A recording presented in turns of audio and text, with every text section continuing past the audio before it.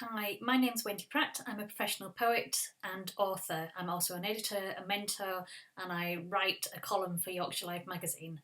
I'm going to talk to you today about competitions, entering competitions, what the purpose is, and how to go about entering your first competitions. So welcome to The Writer Life.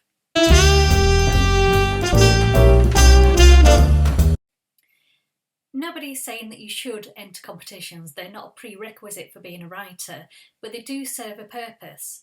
For a start, they're very good for giving you a deadline to complete a piece of work, something that after you leave school or after you leave university you just don't have in your life. So as a writer, competitions, a specific date, a specific time when you're going to get a poem finished or a piece of writing finished, a piece of fiction or creative non-fiction, whatever, is a really good motivational tool.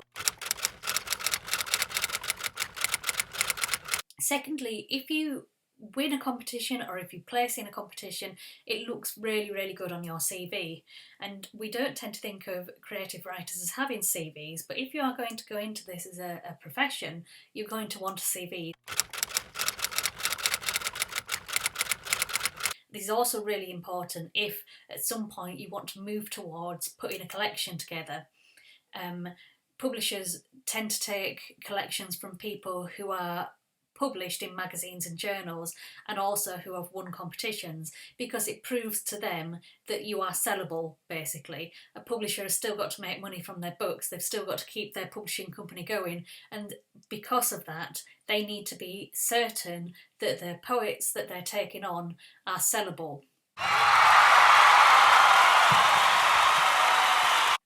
There's also the money reward in a competition, which is, if you are not a professional writer, it is a bit of pocket money, it's a bit of fun, it's a treat for yourself. If you are a professional writer, that win becomes a source of income for you. It allows you to step back from other money-making ventures that you might be doing alongside your creative writing and focus totally on your writing. So you get to be a creative writer for a while, and that is very important in the writing world where there isn't a lot of funding for writers or creatives. All competitions, well, most competitions will have a fee attached. This covers the prize pot, and it also pays for the judges and it pays for the overheads. Quite dismayed to see a feed underneath a poetry competition on Facebook the other day in which people were complaining about the fee, saying it wasn't about the poetry, it was just a lottery, you were just paying to keep a business going. How do you expect to pay for a decent judge, a good judge, if you aren't paying a fee to enter a competition? How do you expect to have a pot of money as a prize fund if you're not paying to enter that competition? The money's got to come from somewhere. You'll find that the bigger the competition, the bigger the prize fund, the more well-known the judge is, then the bigger the fee. When you're starting out, it's a really good idea to go for the small competitions. Partly because there are generally less people entering the small competitions because people tend to go for the bigger prizes, so you have a better chance of winning, and partly because these small competitions, they need supporting. So if you see a judge whose work you really like, whose opinion you respect, you see a festival or a magazine that you really like and you want to support, that's one reason to enter the competition, plus you could win. I get asked by my mentees, when do I think they are ready to enter competitions? And there's no real right or wrong answer here. You have to feel ready in yourself, but I would always say, what's the worst that could happen? The worst thing that can happen when you enter a competition is that you don't win. There's no room where a big klaxon goes off, where someone says, oh no, this person isn't ready to enter this competition. It's just, you enter the poem, the judge reads it, you will either place in it or you won't place in it. It's as simple as that. So I say, just have a go. It's good practice, it's a good motivator, and there's a real chance that you could win something or place on something, and that's a really good feeling. Firstly, do read the guidelines carefully. Competitions tend to have strict guidelines and they will disallow you if you don't follow them. So check what the font they're after is, check how many poems they're expecting, how many lines, especially, that's a big one. They're generally 40 lines. Check your spelling, check your grammar, check that first line, check.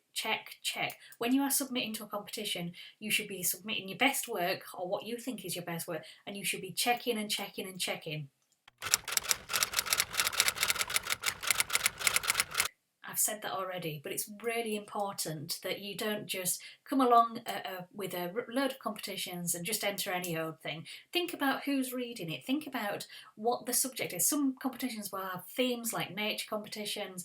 Think about how best you can do that. You can even write a poem specifically for a competition, but most poets I know have a sort of a rolling selection of poems that they're entering to competitions, they're sending out to magazines, and I'm going to do a video about submissions and how to keep track of them later. But having that backlog and sending them out and getting into a routine of sending to competitions every month is a really good practice to have. You've always got something to do, something to look forward to. Don't be afraid to send your poems. Don't wait for the perfect time to send your poems.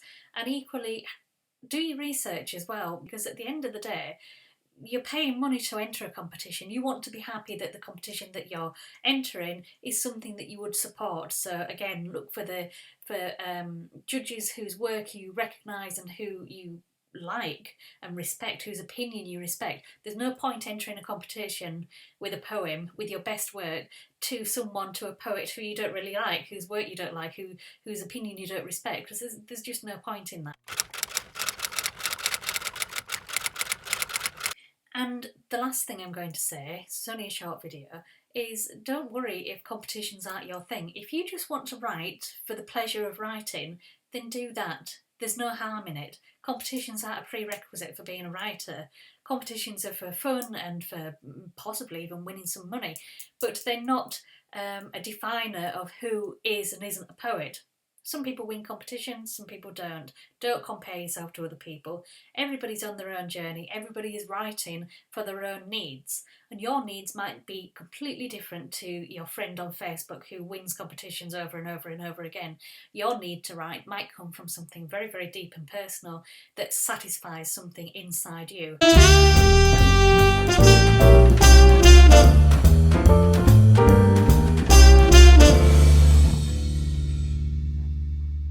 Stay safe, keep writing. Thank you for listening. I'll speak to you next time. Bye bye.